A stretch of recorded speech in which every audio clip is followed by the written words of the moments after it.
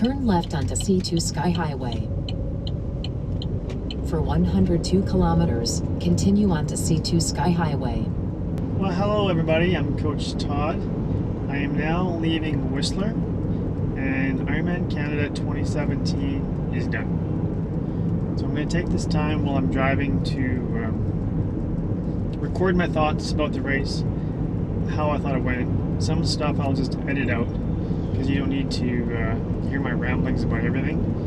But I'll put some things in that'll be useful for you guys to use for future races and future planning. What was pretty cool about this whole experience was running into people that have watched my videos. It's really quite neat. Every time I would, not every time, but every now and then I would talk to someone that, hey, you're that guy on YouTube. And so, hey, if you see me at races, just say hi and chat. I'm always willing to chat and talk about your races. If you have any questions, just let me know. I'm really dry, just from yesterday's effort. So I'll be drinking a bit.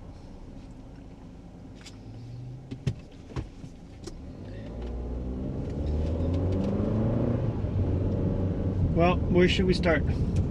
We can start with the weather. I arrived in Whistler on Thursday, and the weather was perfect. Like every day, it was perfect. We had nice, warm days, not a lot of wind. The water temperature was good. For Canadians, it's good. 20 degrees, it's pretty good. You did need to wear a wetsuit, but it's very comfortable. Water was very calm. Very nice conditions to race in. I arrived on Thursday, and then what did I do? I went to the hotel, and then they still have their Ironman bike signs up, which is funny.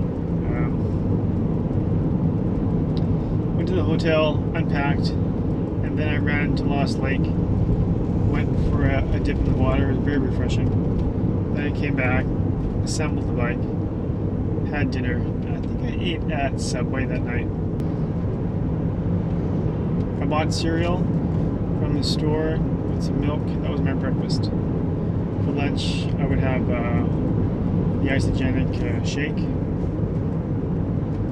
which I like. For dinner, Friday night, we had a group dinner at Quattro, and there I had a double order of the spaghetti Quattro, which is good. I couldn't finish it. Everyone in the restaurant, well, the servers were looking at me like I was a bit crazy to have that much food. I did a pretty good job. I ate about 1.5 portions of it. What was nice, I just took the rest home with me or back to the hotel, and I had it for lunch, which is good. I do like carbo loading. I know some people may not see the benefit of it. I've been doing it for years. I like it. It helps me know that I'm getting prepared for the race, and I think it works for me. So I always do carbo loading, a big thing of pasta, 2 nights before the race. The other thing I want to do too, 2 nights before the race, is get a really good night's sleep. So I went to bed pretty early on Thursday. Was it Thursday or Friday? Friday. I didn't sleep in that much because I got up early and I went for a run. And again, I ran to Lost Lake, sat on the dock, and I just took some time by myself on that dock. It's so beautiful. Like it's beyond nice. It's like so nice. In Whistler, we did some training. We did a group swim, which is great. We had a few people show up for that. The water was perfect. Like, it was absolutely perfect. Some people chose to swim 10-15 minutes. I got to a point where we were at 600. I looked at Travis and I go, hey, how far do you want to go? We could see a turn buoy in the distance. And I go, you want to go to the turn buoy or turn around here? He looked at me and said, I'm good. And so that told me that he wanted to go to the turn buoy, when in fact he wanted to turn around. Anyways, I said, you know what, Travis, it's such a nice day, let's swim to the turn buoy. And it was farther than I thought. I don't think it was the official turn buoy of the race, but it was out there. And it was just a perfect day, not a very hard swim at all, just getting comfortable in the wetsuit again, the water, getting used to the taste, some sighting. It was good. It was a really good swim. Then that same day, and I recommend if you're doing Whistler to rent a mountain bike. We rented a mountain bike and then we biked the run course. You know what? You're not doing it hard, you're taking it very easy. And what it does is it familiarizes yourself with the run course so you know what to expect on race day. And I like it. I like it so you can see where the turns are. Some of the turns are not marked, so you could get lost a little bit. But most of the course is marked. I'd probably suggest printing out a map of the race course, taking it with you, and getting your phone and comparing if you don't know where to go, because you don't want to end up in the bushes someplace. But it was good. It was a really good day. And I do like that course and mountain biking. You can rent a mountain bike there anywhere. There's so many mountain bikes to choose from. And it's so beautiful. Like, it's beyond nice. There's lots of rumors flying, especially from Calgary, where I was from, or where I am from. And they're like, people are saying, oh yeah, Ironman Canada is coming back to Penticton, because this was the end of their 5-year contract. But you know what? It's not. They signed another 3-year contract. If you're curious, I'm driving Chevy rental tracks. It's not bad, not great, not bad. You know what I like about it though? There's lots of cool little features. Like the mirrors tell us when there's a car there. Backup camera was good. When someone came into the camera, it gave me a little alarm, which is nice. So we didn't hit anybody. I'll tell you what though, it's warm. Crap, it's hot. It's narrow. On Saturday, I did a morning run. I like to do a morning run before the race. So the day before the race, I want to do a run. And it's not a very hard run. It's just a gentle run, putting on your shoes, going up a run. I was up pretty early, like not crazy early. I'm not a morning guy at all. But I think I was out there by 7 o'clock, maybe, which is pretty early for me. And I was just running on the trail by Lost Lake. Beautiful. And then I went onto a dock and just kind of stayed by myself for a few minutes and thought about the race. It was very calm, quiet, nice. It's a nice thing to do. Was it too hard to do that before the race? I don't think so. For me, I needed to know my body is ready to perform the next day. So I like that. It gives me a nice reminder that yes, you can do this and you're ready. Race day was Sunday, July 30th. It was my brother's birthday, so happy birthday. And I stayed in the village, the Whistler village, in a hotel nearby. And I like it because it's convenient and I can walk everywhere, and it just makes things super easy, so you don't need to drive a lot. Like, I had this guy out for the group swim on Friday, but that was it. I left in the parkade for the rest of the trip. And you know what, to be honest, I hate the parkades in Whistler. They're so small, and those stalls are, oh my gosh. To me, they're very narrow. I hate it. It's so claustrophobic, I guess. So that's why I'm kind of liking this car, because it was a smaller car than years past where I've tried to park massive things. Back to race day. I woke up at 4:30, and my goal was to leave the hotel by 4:50. So I have 20 minutes to get ready. Now the night before, I got everything ready. Right? I have all the bags ready. My special needs are done. They're in the fridge. Everything is good to go. I have my clothes laid out, so there's not a lot of thought involved at all. I just have to go to the couch, put things together, put the backpack on, brush your teeth. For me, I like taking vitamins in the morning. But that's it. I don't eat breakfast in the morning before an Ironman, but if you're going to choose to do that, make sure you train that way. So before I go for long rides, I don't have breakfast. and I start fueling my body once I'm on the bike, like 30 minutes into the bike. So I'm used to doing that. The reason why I do that is I know that I've fueled my body really well during the week and after each workout. So the stores in my body are there when I need it. So I don't need the morning cereal or toast or coffee or anything. I don't take coffee in the morning, believe it or not, because I'm drinking coffee all the time, as you guys know. But yeah, the reason being is I don't want to have anything in my stomach that has to come out on race day, because what goes in has got to come out at some point, right? And I want to try to minimize porta potty stops as much as possible. Like peeing is okay, but number two, I want to try and minimize that. And if you can minimize having any stomach issues, to me that's a big deal, because that can really slow you down. So I left the hotel at 4:50, and I know that I can walk from the hotel to T2 in 5 minutes. It's super close. Once I got to T2, I ran into my athlete Travis. Like, hey Travis, how's it going? And then we put our bags into I put nutrition into my run bag, because in Whistler you're not allowed to leave any nutrition in your bags. So no food, no gels, no salt tablets, anything in your gear bags, because they're left outside because of the bears.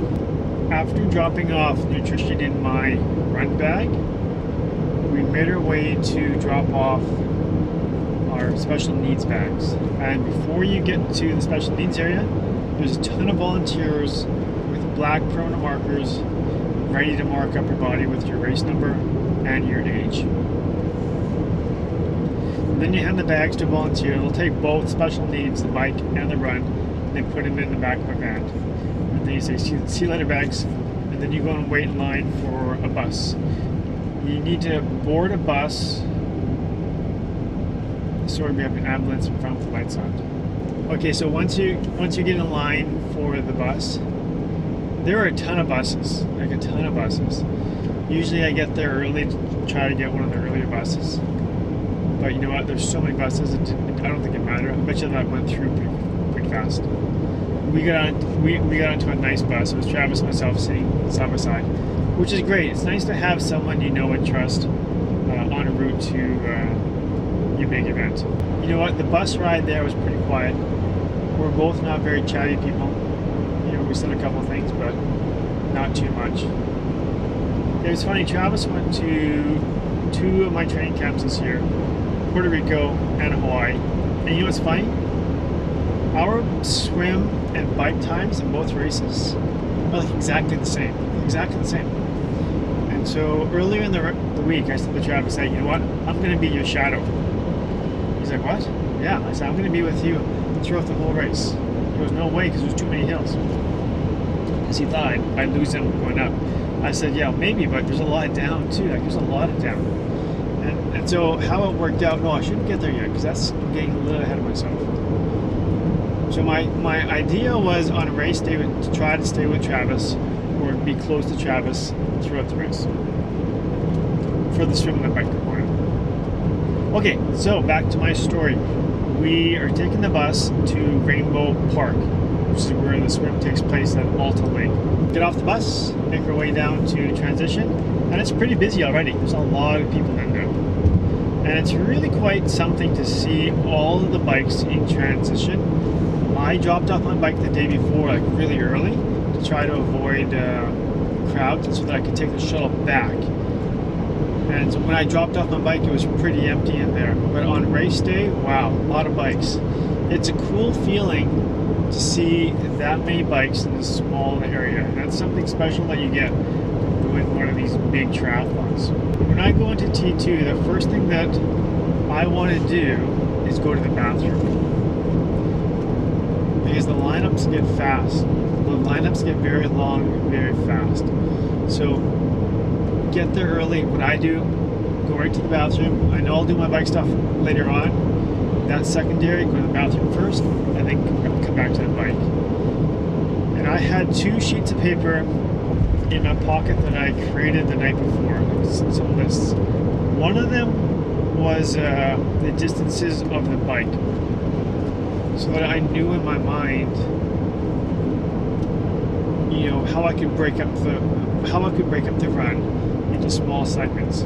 So I broke up the ride from the lake to the turn to Callahan. I knew that distance of time, 35 minutes, and then I knew another 35 minutes to get to the top of the climb, and then coming back down, and then from the bottom of the climb into Pemberton, 35 kilometers, from Pemberton to the turnaround, another 30, turn around 30, back up 30, 35, and then you're done. So I like having that in my mind so that I know, okay, what's coming up next. And I race in segments. I go, okay, let's do this segment, and then move on to the next segment, and the next segment. And by breaking up the race that way, it helps me get through it a lot better instead of thinking of 180 kilometers, because that seems like just a ginormous task.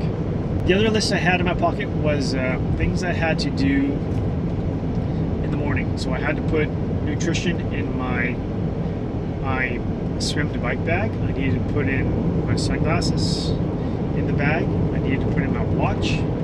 I don't like swimming with my watch on because my wetsuit is so tight. It's really difficult to get it off when I put the watch onto the wetsuit. And I just don't like it. So I take the watch off and I put it on when I'm running from the tent to my bike. And there's actually a picture of me that Rochelle Rose took. And I'm running, so I got this watch in my mouth. I think it's kind of funny. On that same transition list were things I had to do to my bike. So I needed to put the bento box on the bike. And already in the bento box was my nutrition. So the night before, I put in my what I was going to eat on the bike. Now I'm going to tell you what I put in there. I keep my nutrition very simple. And this year, I've been enjoying the shot blocks, those Cliff shot blocks. Those little, you know, those red gooey things, or jelly things, or squares, jelly squares. I like them. I like them. And I put in 3 packages of those. I put in base salt in the little canister, and I put in 1 Cliff bar, and I put in 1 Cliff bar chopped up. I'm gonna tell you,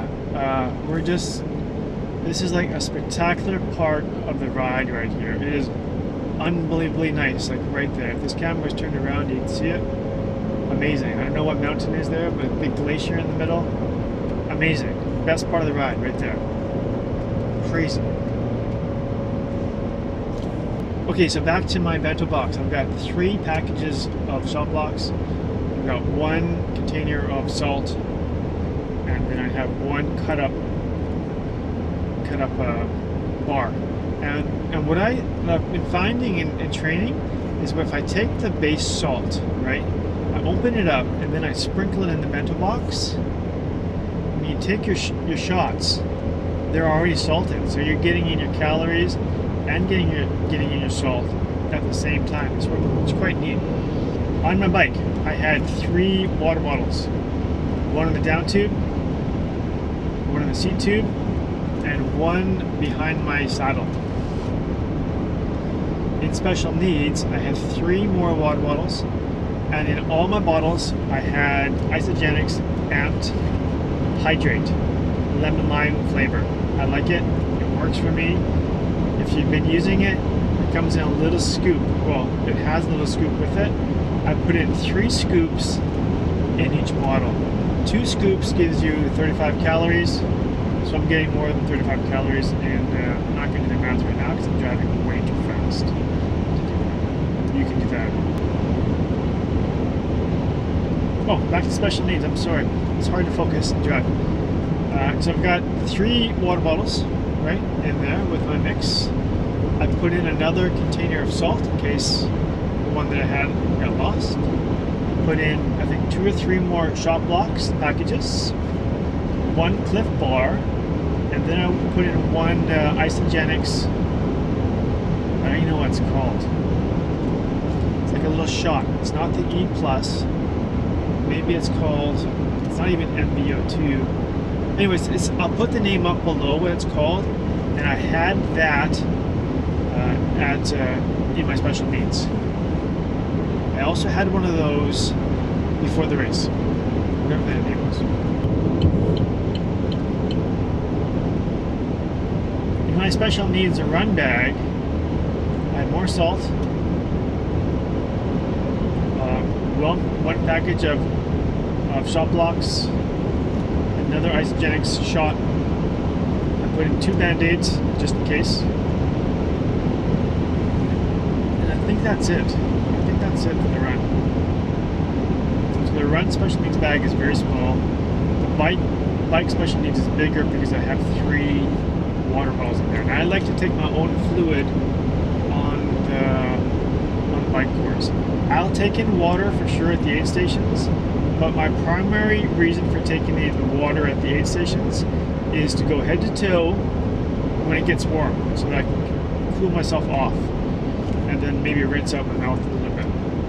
But I'm not taking in a lot of water because I have the water bottles on my bike. So we're getting closer to the start of the race. What I do is I put my wetsuit on in I'm going to pull over because it's so awesome. It really is nice.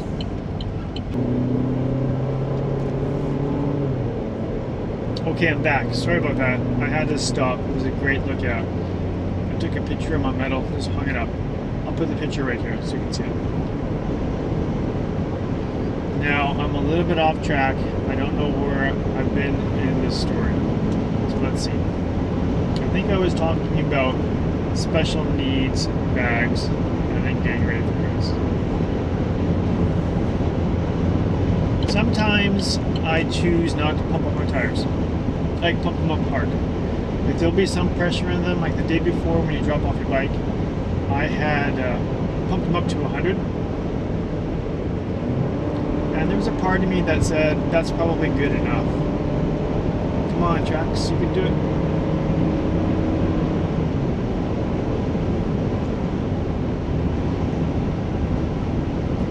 And on race day, I decided, you know what, I'm going to pump them up to 120.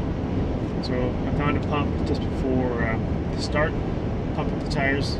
And you know what, there's always pumps to be found. There will always be people bringing pumps, and there'll be pumps supplied in by the race or volunteers that will be there on site. You'll have to wait, but there will be pumps. If you want to make sure you get a pump to pump up your tires, then bring your own pump and then give it to one of your friends or family or spectators that came with you across the fence so that they can take it back.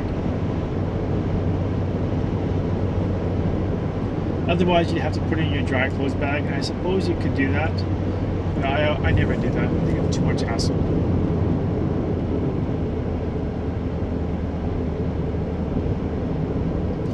I had everything on. I put on, I was racing with a one-piece race suit, and then I put on my wetsuit, had my swim cap, goggles ready, and then I look in my dry clothes bag, and I see my heart rate monitor. I'm like, oh no. So now I gotta take off the top of the wetsuit, I gotta take off the top of the speed suit, and then put it back on again. And you know how frustrating that is when you're putting on a wetsuit, right?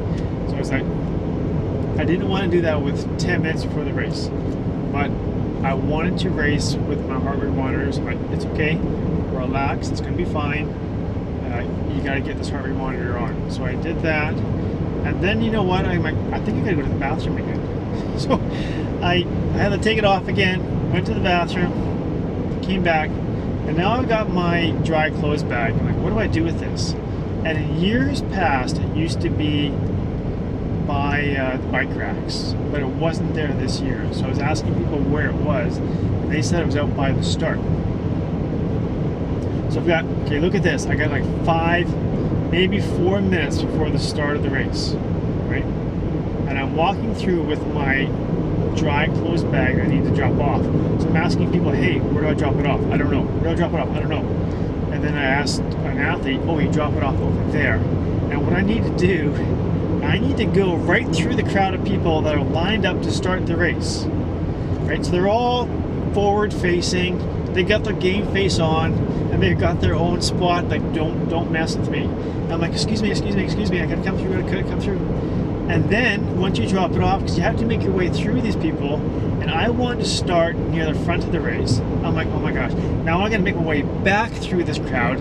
It was like going through a herd of cattle. I'm like, excuse me. And I could tell that I'm annoying people, like, because they're ready to go. They got their game face on, like I said. They're a little bit nervous and they don't want to move. And I just want to get out of their way, and I want to get to the front. I'm a pretty decent swimmer, and I can swim the race in an hour. So I started right near the front. There were not a lot of people near the front. And so I'm like, okay, I'm going to put myself right here. I had space to play with, which was nice. And when the gun goes off, or whatever it was, in the water we go. There was one section just in the beginning that had some rocks, and they had some tape over the rocks. The nice thing about where I was is I could hear that information, so that when I came in, I kind of just hopped over the rocks, so I didn't step on. Hey, if you did the race, did you step on the rocks? I hope not, because that could be a rough start to your race. At this year's event, there were no pro men. It was only a pro women field, which is interesting. And I think they started either 5, 10, 15 minutes before us. To be honest, I don't know what the exact time was. But they had a head start. And then the rest of the crowd went in. And this race, I've done this race now 4 times. And 3 previous years, when you're swimming the course, if the sun is out at that time of the day, it comes right over the top of the mountains and it blinds you. And so I was ready for that. I had some new tinted goggles. Thank you, Jackson. He stopped by the house before I left and dropped off some Roca goggles, and they worked good. So I was ready for the blinding sun, and when I started heading towards the first buoy, sure enough, there was a sun. I'm like, all right, let's go. But then the clouds came in, and it covered up the sun. So throughout the whole swim, I found that it was no big deal.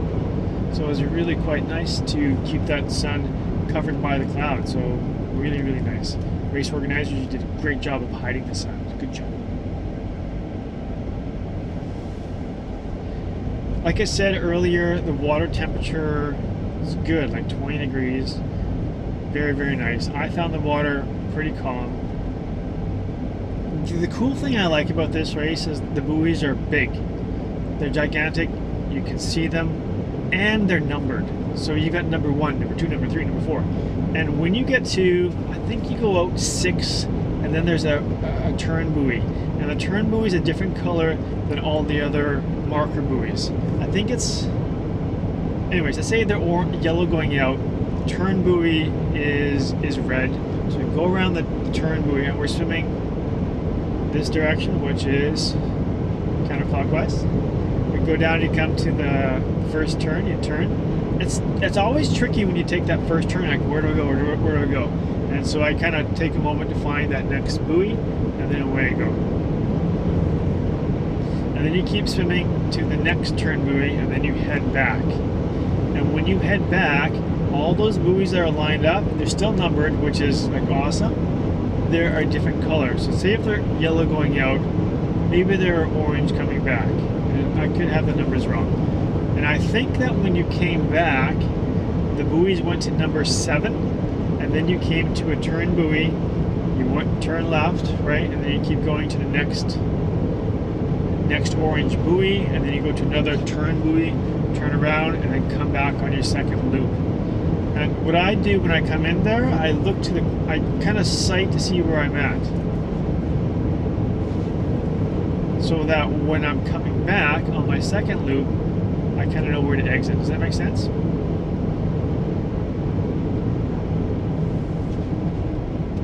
When you train for an Ironman for swimming, 2K should not feel too bad. 4K, yeah, it's still long. It's still long, but 2K is not that bad. So after 2K, I'm like, okay, that's good. Halfway through, and then I get 3/4 of the way through the swim. I found it got a little bit choppier. I don't know if the winds picked up or why it was choppier, but it was definitely a little bit choppier. but not too bad. But I don't know how you are, but I find that when I get to the 3/4 mark of any distance in any race, I'm like, I want this to be over. And so I really have to think positively in my mind about what I'm doing and kind of get refocused. And I had a few songs that I've been listening to for the last few months. And what I do is I kind of turn that playlist on in my head, and I just start singing that song in my head as best as I can until I can't remember the words, and I switch to the next song. And then I focus on my stroke too, but it's really the song that gets me going. And then I just think about staying relaxed, keeping going, staying focused, and being very grateful that, you know what, I'm almost done. I'm almost done another Ironman swim. And to me, it's fantastic, and it goes by pretty fast. I know that I can swim it in an hour. I think this year I was 101, which is kind of where I expected to be. But it's only an hour swim. And one of our favorite slogans in No Limits is that you can do anything for X amount of time. So like you can do anything for an hour, and it's going to be over before you know it.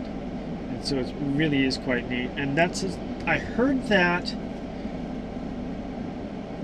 during the race morning before everything got going. The race announcer was saying, hey, you know what? The cool thing about this event is that it's going to be over before you know it. And it's so true.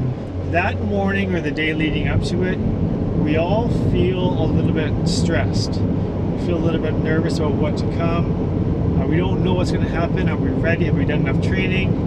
What happens if this happens? What happens if that happens? But the reality is that this day will be gone before you know it. Like today is the day after the race is over. It's done. So I have no more stress about an Ironman until the next one. So just keep that as a thought whenever you're about to do a race that's causing you a bit of grief. Like this too will be over, and that's the neat thing about all this training. You can train all year round, and I suggest you do, but it goes by fast. Yes, you will suffer, and it's tough, and you got to dig deep, but that's part of what Ironman's all about, is digging deep down in you, finding what you can do. And you might find that you can do it, but then you push your way through it. And there's a huge amount of power in that. And I think that's one of the reasons why I like Ironman so much, is it forces you to dig deeper than you will ever dig in a day. And so I don't do it all the time. I do it, once a year. And it's quite, to me, it's amazing. Okay, I kind of went off on a tangent there. Look, I got time to kill. It's going to take me 2 hours to get to where I'm going. Where is this car going?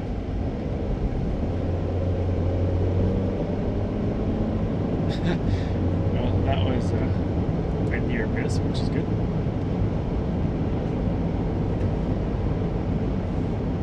Okay, so I'm done the swim. When you get closer to the swim exit, I keep swimming until my fingers can touch the bottom. I also know that the exit there in the water is quite rocky, and so I'm trying to swim as far as I can before standing up, because I hate standing up on rocks. I guess I have sensitive feet. I hate it. And then I kind of go, stop. I see people ahead of me, they're just blaring through, like, I can't do that. So I kind of, just, I don't know what you call that, but very light touches getting out. Once I get out of the water, there are wetsuit strippers. And basically what you do is you take off the top for yourself. And I always get stuck. I got a Roka wetsuit, and I have sometimes trouble getting out of it. So my arms get stuck to here and there.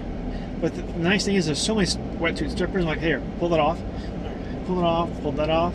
And then you go down to your butt, and then they pull off the rest of the wetsuit. But it's not fast. It's not fast. In my case, it wasn't fast. Some people just get off fast. Mine was a little bit slow. I'm like, yeah, whatever. Then you got to find your own swim to bike bag. So inside the bike bag, I have my helmet, I have my sunglasses, I have my watch, and I have my bike shoes. Because you can't have any of that stuff at your transition spot. It all has to be in that bag.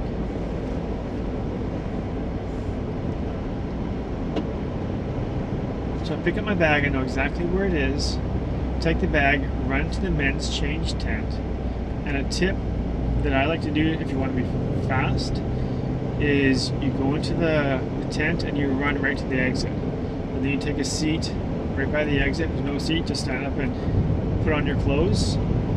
Take your bag, put all your stuff in the bag, unless there's a volunteer. Sometimes there's volunteers that do that. Yesterday there wasn't a volunteer for me, so I made sure that I put all my stuff in that bag, because otherwise, if you don't put your gear back in your bag, there's potential to lose it. So make sure everything goes back in there. I put my name on my wetsuit in case it gets misplaced, and these wetsuits are expensive, so you want to lose them, right? So I do this. I'm at the end of the tent. I take my bag out, put on my helmet. I got my sunglasses in my bike shoes. I pull up my sunglasses. My lens is out. It's like, oh, are you kidding me? My lens is out of the sunglasses. They're Rudy Project glasses, and you can take out the lenses, right? You can kind of replace them with different colors or different tints. And so I was like, no, my lens is out. So I've taken some time to put it in. I'm starting to get a little bit flustered, and it's not completely flush. I can tell that it's not completely flushed. It's probably good enough. So I put the glasses on, and then I keep going. I choose to run with my shoes in my hand because it's such a long transition, and it's kind of an awkward transition because you're running on sand basically, and they got a carpet down, but you kind of sink in it. I would prefer to run in my bare feet instead of the shoes. So I'm running with shoes in my hand,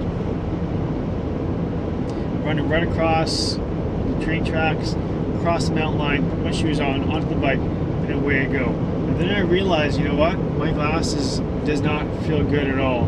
So I'm riding without hands. I'm trying to adjust these glasses, and I think it just clicks in. It's like, yes, that's better. Feel a little bit better, and I just start to ride. Now, when I'm doing the bike, I have a power zone that I want to stay in. I have a heart rate zone or heart rate targets that I want to stay into, and that's what I have planned. And if you can stay within those targets, it's going to increase your chance of having a good race. And this race, I focused on power and I focused on heart rate. It's funny, like last year, I was all about power. This year, I kind of switched back to heart rate. I raced in Puerto Rico, and my bike computer got switched to a different bike, and it didn't register my power meter, so I could only race with heart rate. And it wasn't bad, it wasn't great, but it kind of thought, it made me think, hey, it's not a bad idea to go back to racing with heart rate, because I kind of like it. And what I can do is I can look at the power, I can look at heart rate, and then make a really good decision on where I should be. Should I go harder? Should I go easier? Should I stay where I was at? So for me on the bike, I was trying to keep my heart rate 150 or just under. So right around there, 150. If I could stay there, I'd be happy. My power range was trying to hold between 180 and 200 watts, right around there. But the fun thing is when I exited the swim, I kid you not, about 20 seconds later, my athlete Travis, there he was out. And I'm like, yep, there he is, I'm not surprised. And then on the bike, I took a little bit longer getting out of transition, and then he passed me, and then I passed him again. And we went back and forth just a couple of times. But I rode, I think, about 100 kilometers following Travis's butt, which is nice. You know, staying within draft legal or him farther ahead. And it was nice to do because I've been following him or riding with him for so many, I guess it's been years now, and it's just it's nice to have that, right? So we're not working together at all. He doesn't even know I'm back there. But it's just nice to have someone in a big race like this that you know, and you know what kind of training he's done and the type of athlete he is. So I'm like, if I keep him in sight, I'm gonna do all right. When we got to Pemberton, he's a heavier guy, and so when he goes down the hills, he puts time on me. Like, I'm a taller guy, but I'm skinny, so I can't go as fast down the hills. I can go faster up, but down the hill I always lose time. When we got to Pemberton, that was where the special needs bags were. I always stopped to get my bottles and nutrition from my bento box, and I had to pee. Like, I gotta pee. So I took that moment to pee. That's the only time that I peed on the bike. But by doing so, I gave him a head start. Or, you know, he didn't stop. I don't think he stopped at all. So he had probably about a 4-minute lead. There's no way I was going to catch him because we were, you know, holding a steady pace. And I didn't want to push myself too hard just to catch him back. When we did the turnaround, I could see him. He was about 4 minutes ahead. I thought for sure I'd catch him on the hills. I never did. I never did. The bike, when you are doing the bike in Whistler, it's challenging. There's definitely some major hills, but there are also a lot of, like, you got to go up them. But at the same time, when you're going from Whistler to Pemberton, there's a lot of going down. It's a lot of going down. So if you are like a strong cyclist, this race could be for you. Like, there's some cyclists that just kill it. They blow by me. There's nothing I can do. They're just so confident on that bike. It's really quite neat to see. But there's a lot of climbing too. So what goes down has to come back up.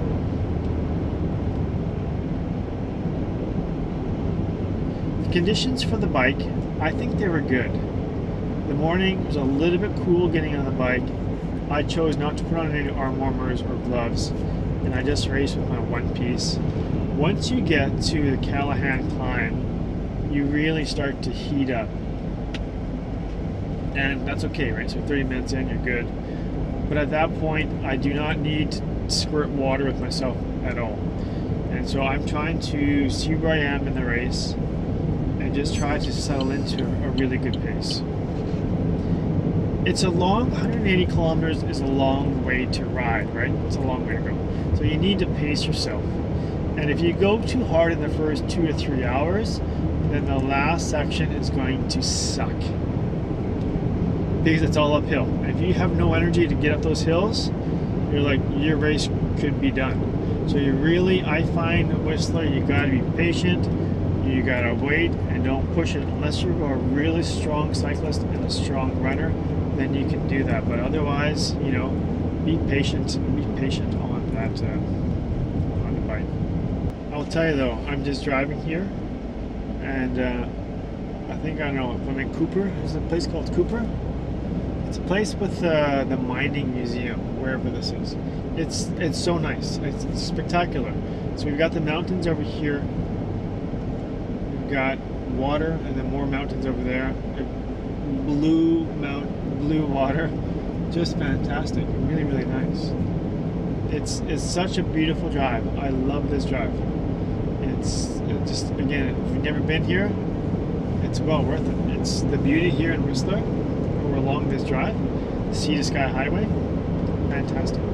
If you know what I do on the bike, and it helped me a lot this year, is to break it down into chunks, like I said. And why that's important is if you don't know like where some turnarounds are, it can feel like forever, and it's hard to do.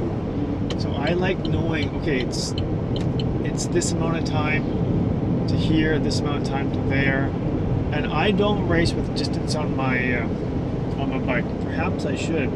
Sometimes I'm like, oh my gosh, how many more kilometers do I gotta go? So I just go based on time, and I use the distance markers from the course or on the side of the road saying how far it is to Whistler or Pemberton, right?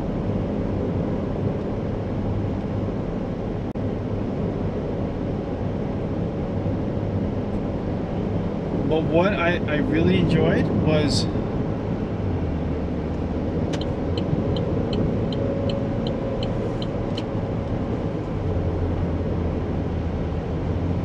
not crashing the car, Todd.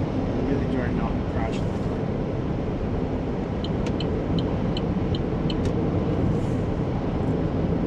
What I really enjoyed this year on the bike course was knowing how far it's going to take me to complete it, or how long it's going to take me to complete it. Because what I did is I just pulled up my last year's bike results from Train Peaks. I go, okay, how long did it take me to go here? All right, 35 minutes. How long to here? All right, 35 minutes. It seemed like 35 minutes is where the chunks that I was working with. And it was, so whenever I got to a point, I go, okay, it's 35 minutes or it's an hour. And by knowing that, I looked at my clock, go, I got this time. I put my head down and focus on just that hour. And it was really, it worked like a charm. It worked like a charm. Usually I hate that stretch in Pemberton where you go out and back. So it feels like it never ends. But this year I'm like, you know what? Give yourself an hour. An hour out, an hour back. And then you're going to be fine.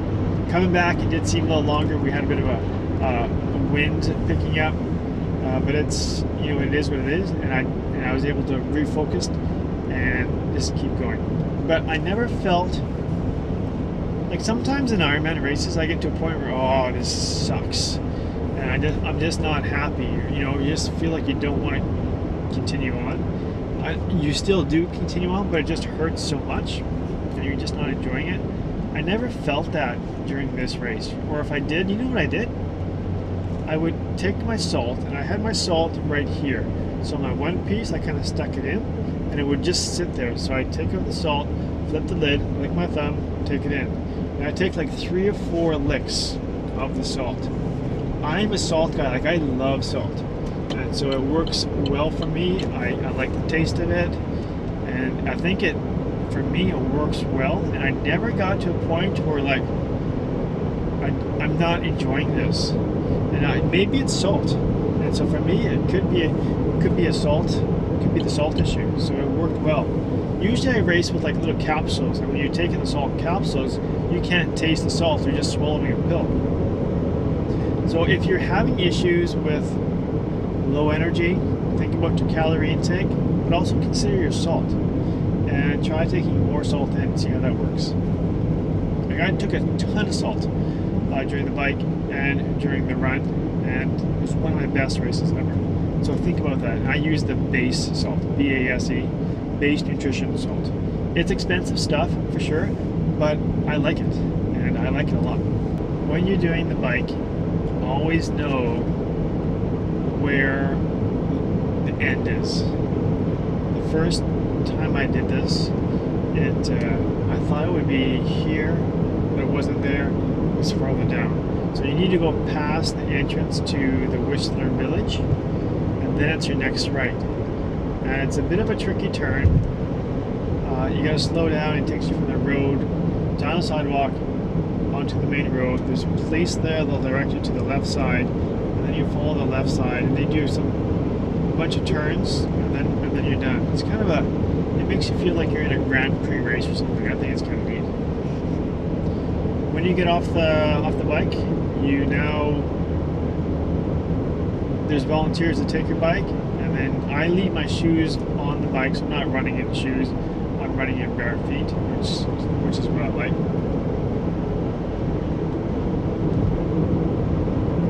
And it's funny if you ever watch an Ironman, you watch people getting off the bike. They're not running well at all. Like for me, my whole back, my legs are so tight. I'm doing this shuffle. I go, this has got to be horrible.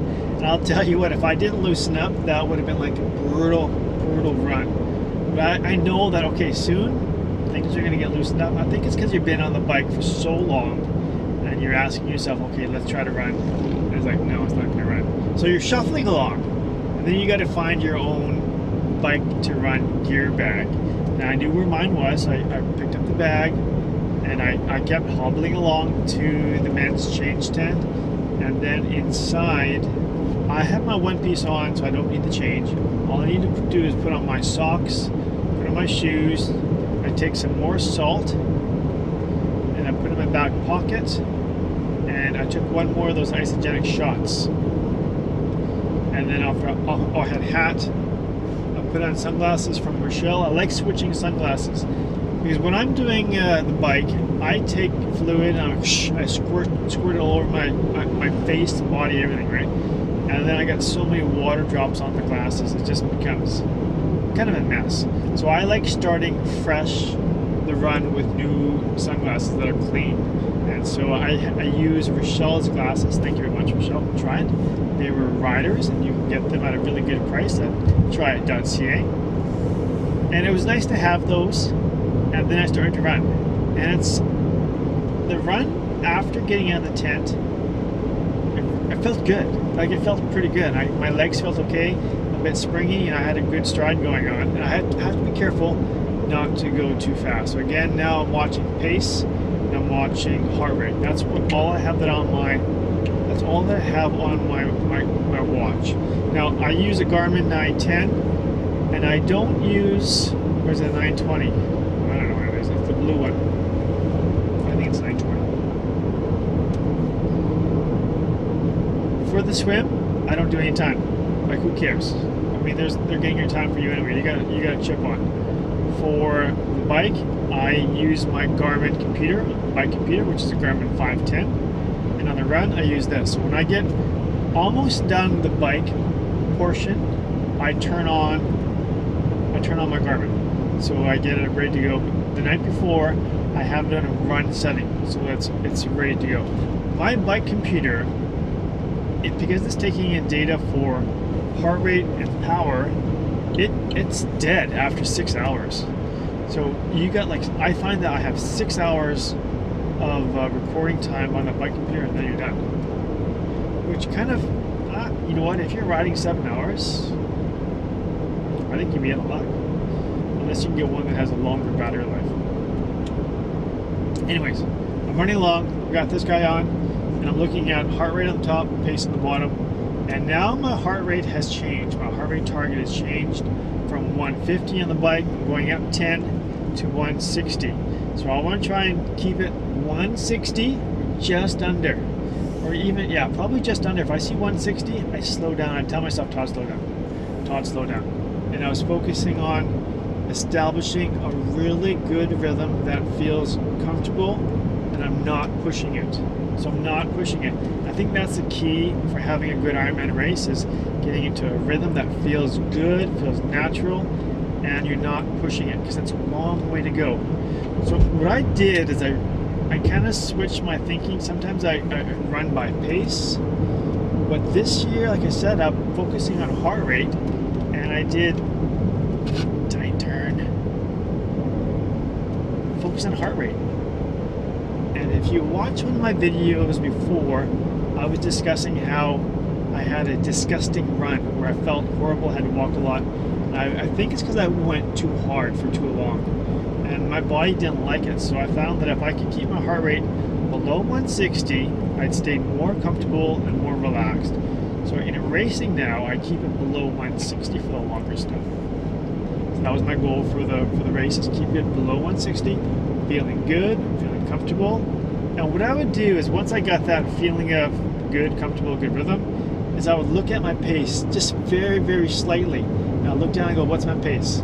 And the pace would range, I mean, because it's rolling hills and stuff. So it ranged from 440 probably up to 510. And so I thought that's good, right? My goal for the Ironman was to try and average 5 minutes per kilometer, which would bring me home in 3:30. Now look, I've never ran 3:30 in an Ironman, but that's always my goal. I believe my best time so far is 3:34, so I know I can come pretty close to that. And so when I'm running, I'm feeling comfortable. I'm looking at heart rate. Is my pace close? It's good. You get to a point though in an Ironman where it doesn't matter what's going on, is your pace is where it is. It's really hard to get faster, because that level of fatigue sets in, and you're like, this is it. Unless you can relax yourself and get into a more steady, relaxed rhythm, then that speed can come back. But sometimes you get to a pace and you're stuck there. I like the run course in Whistler, like, a lot. It's beautiful. You got amazing lakes. You got trees that are just wondrous when you're running through them. Like there's some section where like, are you kidding me? I can't believe we get to run here. It's really is quite something. And instead of thinking about my pain of the legs, I look at where I'm at, where we are, and how lucky we are that I get to race with all these other racers, having volunteers and spectators out here, and being in a Whistler. It was a great opportunity, so I focused on that instead of any negative stuff that's going on in my body. For the run, nutrition. I was going to try and stick to the shot blocks again. I don't know how well I did. And to be honest, I don't know how much of those I ate. And I was trying to think about that yesterday, like how many actual shot blocks from the package that I took in. And I'd almost bet for the marathon that I might have taken in a maximum of 8. I didn't take anything else in as far as like food. So I didn't take any grapes, no pretzels, no oranges, nothing. I'd come to an aid station, I'd take water on my face. I'd take Coke or Pepsi in my mouth. I think it was Pepsi this year. Gatorade in my mouth. And sometimes the Gatorade was concentrated, and sometimes it was like so dilute. It's like, oh, it's not good. And then I grabbed Red Bull. So I grabbed Red Bull and ice. A tip that I like to use for running, especially if it's hot, is I run with sandwich baggies. Come to the first aid station, you open it up, fill it up with ice. I had 2 baggies, and I like putting one on my chest, one on my back. The one on the back worked really well. Who's he uptight here? So I must have did something yesterday. I put in the back and it melts pretty fast. So I really enjoyed the one in the front, one in the back. The one in the front, I don't think I only did that once, and I didn't keep changing it out. Because it wasn't crazy hot out either, and we had quite a bit of shade in the course, but for some moments of the race, I really liked having the ice there. So running through the 8 stations, I'd have water, Pepsi, Gatorade, and try to end up with Red Bull, ice, and again water. I'm just putting it over my head, putting it on my face, trying to cool off. My shoes are soaked, like they're absolutely soaked. I'm running along, squish, squish, squish, squish, squish, and I can feel a blister coming on my baby toes. And right now, I examined them just a while ago, and they're like, yeah, they're really got a nice little blister that's going to have to pop at some point. Hopefully it doesn't pop today. I don't want to wait till I get home to do that. So the shoes are wet. The way I think of running and having blisters is that 10 kilometers, merge onto Upper Levels Highway. the way I think about having blisters is it's just painful for a little bit, and then they'll heal. So when I'm running and I can feel pain coming from the little toes, I'm like, that's okay. It's totally fine. You can run through this. Just keep your pace up. And what works for me is I go, the faster you get this marathon done, the faster you get to stop, which is nice. And again, the night before, what I did is I pulled up my results from last year, and I got off the map, and I wanted to figure out, okay, where is that turnaround? Where's that first turnaround? Is that 13K? And by knowing that, you know, in my mind, I go, okay, look, I gotta get to 13K, and then I'm turning around. And it just helps me, again, to break up the race into segments. So I go, okay, that turnaround is 13, and I run for 8 more, and I get to special needs. Special needs, I have another one of those shots, and I keep going. And then I gotta keep running until I get to 33K, because that's the next turn. And then 33 coming back, then I got 9K. And then once I get to 9K, I start to look at the time. I go, what is my time? What is my expected finish time? But I don't do that. I don't do that until I get to 33K. You know what? I don't know why. I think that there's a part of me that thinks I'm going to hit the wall sometime, or I'm going to stop. So I find that if I get to 9K left, I'm going to push through to get that time goal. I'm trying to do the math in my head, and it's funny, when you're at that level of fatigue and tiredness, simple math is hard to do. So it took me a long time to figure out when I'm going to finish. So I tried to figure out, okay, look, you got 9K to go. You're going to hopefully hold 5-minute kilometers. 9 times 5 is 45. We started, I believe, at 7:50. Anyways, I'm trying to do this math in my head. I think I'm going to try and finish. I think I'm going to finish around 10:25, 10:30. Maybe it was 10:35, 10:40. I go, well, whatever it is, that's okay. Last year I did 10:40. If I finish the same time, well, that's okay. Those last 9K are tough. It's really, really tough. I just kept going, kept going, kept going. There are 2 races that are happening at the same time. There's the Ironman and the Ironman 70.3. So it's hard to tell where you are in the race. And part of me doesn't like that, having the 2 races together, because you can't see where you are in the race. But in reality, I don't know if that matters that much. Like, you might be able to see someone where they are and then pick it up to pass them or beat them. But at the same time, because of the rolling start, you don't know where that person started in the sprint. They could start at 5 minutes behind you. So that throws a wrench into it as well. So there's lots of things that are taken away from the old, mass start triathlon experience that these new races are embracing. I guess you just have to adapt as well. So when you're coming back in with 9K to go, I'm still passing lots of people. 2K to go. 2K to go. One guy passes me, and he's got calf compression socks on. So I don't know what his age is. And I go up, and so he passes me. He slows down at an aid station, and I pass him, and then he comes right behind me. So he comes in front of me, so I get right behind him, trying to figure it out. I go, hey man, what's your age? As he passes me, and he doesn't say anything. I figured out the reason why he didn't say anything. He's Japanese. He may not speak English, or maybe he didn't want to tell me. I don't know. He was in my age group though, and I just assumed, you know what, this guy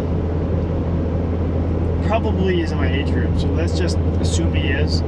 But with 2K to go, he found a different gear that I did not have, and yeah, he was able to put about 20 seconds on me that at the end of an Ironman I had nothing left to give. So I just near the finisher chute, there's a person in front of me. I slowed down a bit so that he could have his moment, and then I can have my moment, and then the race was done. And I finished in 10:30. And I was really pleased with the race. I found that I executed the whole thing as best as I could. And as far as an Ironman goes, I think that's one of my best Ironmans, like execution-wise, that I've ever done. So I'm really proud of that, which is nice.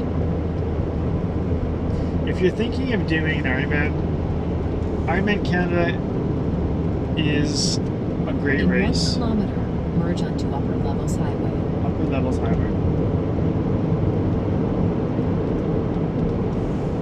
It's not crazy big, so there's not like 3,000 people here, but you'll find that there's still a lot of competitors here, strong competitors for sure. There's also a lot of beginners. It's beautiful. I'll probably come back again for my 5th time doing Whistler, just because I enjoy it. I just think it's so nice, unless I go someplace else. Merge onto Upper Levels Highway. Merge onto Upper Levels Highway. But that's it. That's the end of my race. I hope you enjoyed it. I'm not sure how much of that I'm actually going to make into a video. But hey, if you have any questions... 11 kilometers, take exit 13 onto BC 99 South at Taylor Way toward Vancouver. Hey, if you have any questions about the race coming up, or coaching or training, please send me an email below here. Make sure you like this video, subscribe to the channel, and again, if you see me in a race, say hi Todd. It was great to see you, and some of the tips helped many people. I know that because they told me that. It's kind of a neat thing. It's a weird thing too, but I like it.